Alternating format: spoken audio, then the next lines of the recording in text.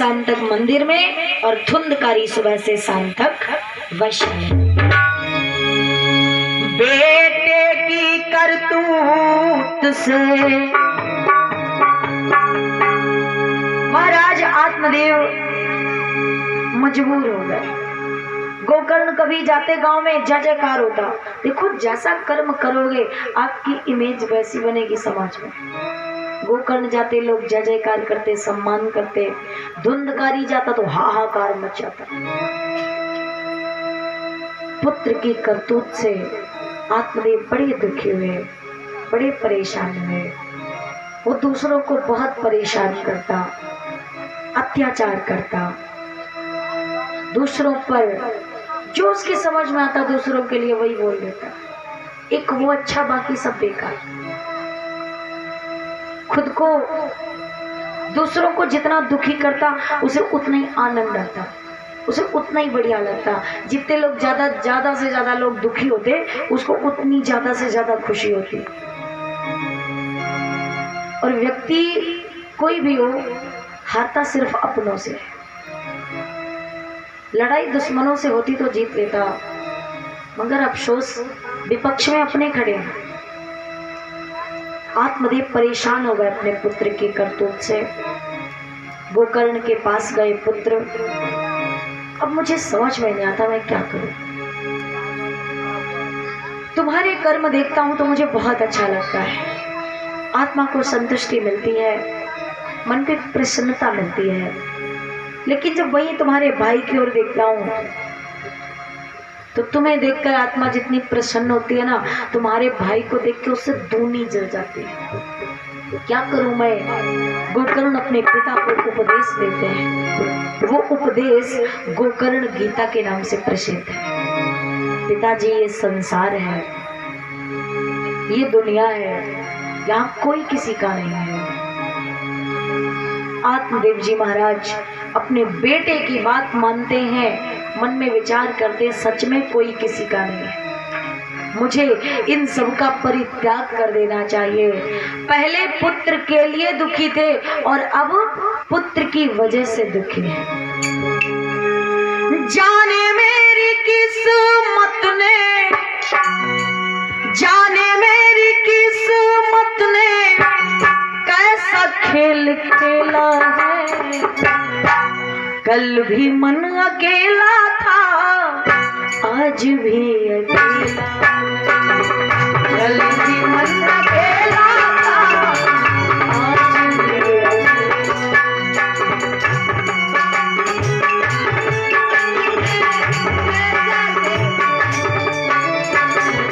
कल भी मन अकेला था, आज भी अकेला। कल भी मन अकेला था, आज भी अकेला। ढूंढते हो तुम खुशबू कागजी गुलाब, ढूंढते हो तुम खुशबू कागजी गुलाब, ढूंढते हो तुम खुशबू कागजी गुलाब, ढूंढते हो खुशबू कागजी गुलाब। प्यार सिर्फ मिलता है आजकल किताबों में, प्यार सिर्फ मिलता है आजकल किताबों में। 4 दिन की जिंदगी है, 4 दिन की जिंदगी है, 4 दिन का मेला है। कल भी मन अकेला था, आज भी अकेला। कल भी मन अकेला था, आज भी अकेला।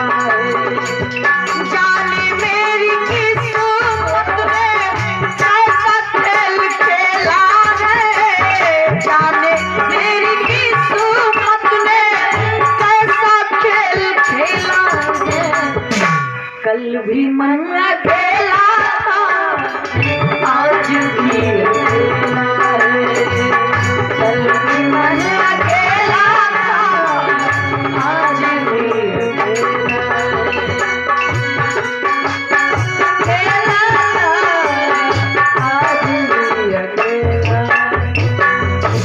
सुनसान जंगल में जाकर घर परिवार का त्याग कर कर महाराज आत्मदेव समाधिस्थ हो जाते हैं। इधर कुछ दिनों के बाद महाराज गोकर्ण जी का भी वनगमन हुआ। उनका मन तो वैसे ही नहीं लगता था घर परिवार में, बस किसी कारण बस रुके थे। भाई ऐसे कर्म करता है, मन तो नहीं करता घर परिवार में रुकने का, पर कारण बस एक रुके हुए थे। फिर सोचा मुझे भी चलना चाहिए, कहाँ तक रुकूंगा इनके सबके चक्कर में। गोकर्ण जी भी बन चले गए। अब घर पे कौन बचा? माँ बेटे दोनों, राम मिलाई जोड़ी। माँ बेटे का बड़ा प्रेम आपस में, बड़ा माँ प्रेम करती है ना पुत्र से। एक दिन धुंधकारी से वैश्याओं ने पैसे मांगे। धुंधकारी अपनी माँ के पास आता कि भाभी लेके आता हूँ पैसा। जानता था मैं माँ से मांगूंगा पर माँ देगी नहीं, क्योंकि बेटा अगर जुआरी हो, बेटा शराबी हो तो माँ कहाँ तक पैसे दे सकती है। एक लिमिट होती है, एक सीमा होती है। माँ के ऊपर लुकाठी लेकर दौड़ता है। लुआठी और लाठी दोनों को एक चीज मत समझिएगा, अलग अलग चीजें। लाठी और लुआठी, लाठी कहते हैं जो बांस का डंडा होता है नॉर्मली, वो लाठी। और लुकाठी कहते हैं जलती हुई लकड़ी को, कहीं कहीं से लुखाटी भी कहा जाता है। या फिर जब अलाव के पास बैठते हैं ना छोटे छोटे बच्चे, जलती हुई लकड़ी उठाते थे, मम्मी पापा या दादी बाबा जो भी होता था, काहे लुखटिया का जाना, तो लुखाटी भी कहते हैं, लुखटा। लुआठी लेकर अपनी माँ पर दौड़ा, माँ मुझे पैसे दो। माँ ने देखा हाथ में जलती हुई लकड़ी, अगर कह दिया पैसा नहीं मारेगा मुझे। माँ बोली बेटा ऐसा कर, तू सुबह आ जा। पहले के समय में पैसे रखने के लिए आजकल की तरह बैंक और एटीएम नहीं होते थे ना। बेटा जमीन में तू पाए तो सुबह ले जाना। धुंधकारी चला गया। रात्रि के समय आंगन में कुआं था। माँ जानती थी बेटा सुबह आएगा मारेगा, इसलिए कुएं में कूद गई और गिर करके मर गई। धुंधकारी आया, उसने देखा माँ को, जब मृत पाया, पूरे घर में देख लिया माँ नहीं मिली, मृत पाया। क्या कोई ऐसा पुत्र होगा जिसकी माँ मर जाए और वो सुखी हो जाए? हंसने लगा, बड़ा खुश। माँ भी नहीं और पिताजी भी नहीं, अब इस मकान का, जमीन जायदाद का मैं मालिक हूँ, अकेला वारिश हूँ। अगर गोकर्ण आ गया तो मार मार के भगाऊंगा उसको। वैश्याओं के पास में गया। वैश्याओं ने कहा पैसा लेके आए हो? उसने कहा पैसे का क्या करोगी, चलो हमारे घर में रहो, मालकिन बनो। 5 वैश्याओं को लाकर घर में रखने लगा। एक पैसा घर में नहीं था। क्या करे? चोरी डकैती लूटपाट हिंसा हत्या जो समझ में आया सब कर्मी तो कभी यही तरह है।